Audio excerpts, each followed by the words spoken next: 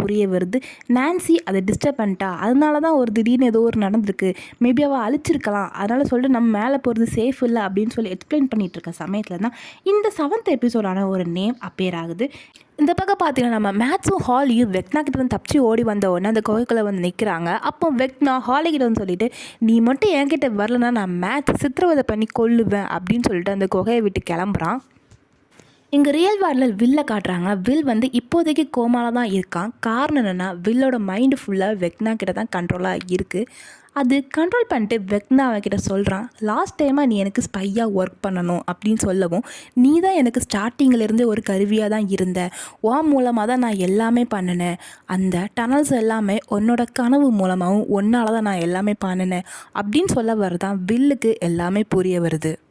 இங்கே robin, mic, Lucas எல்லாருமே பேசிகிட்டு இருக்காங்க. வில்லை எப்படி பழைய நிலைமைக்கு கொண்டு வரலாம் அப்படின்னு சொன்ன உடனே ராபினுக்கு ஒரு யோசனை வருது. அதாவது வெக்னா கிட்ட மாட்டியிருக்கிறது எல்லாமே மைண்டு தான். அதாவது ஒரு சிடி பிளேயரை எடுத்து அந்த சிடியோட கவர் தான் அந்த உடல், அந்த சிடி தான் மைண்டு. அப்போ வெக்னா கிட்ட நம்ம தேட வேண்டியது அவங்களோட மனசை தான். அப்போது வெக்னா கிட்ட மாட்டிருக்கிறது எல்லா மைண்ட்ஸையுமே நம்ம வந்து அவங்க வெளியே வந்துட்டாங்கன்னா, சிடியில் அதாவது அந்த உடல்குட்டே போயிட்டாங்கன்னா நமக்கு எல்லாருமே திரும்பி கிடச்சிருவாங்கன்னு சொன்ன உடனே நம்ம லூக்கஸ்க்கு ஒரு ஐடியா வருது. நம்ம மேத்ஸ் கிட்ட போய்ட்டு அந்த பாட்டை ப்ளே பண்ண லூக்கஸும் ராபினும் போகிறாங்க.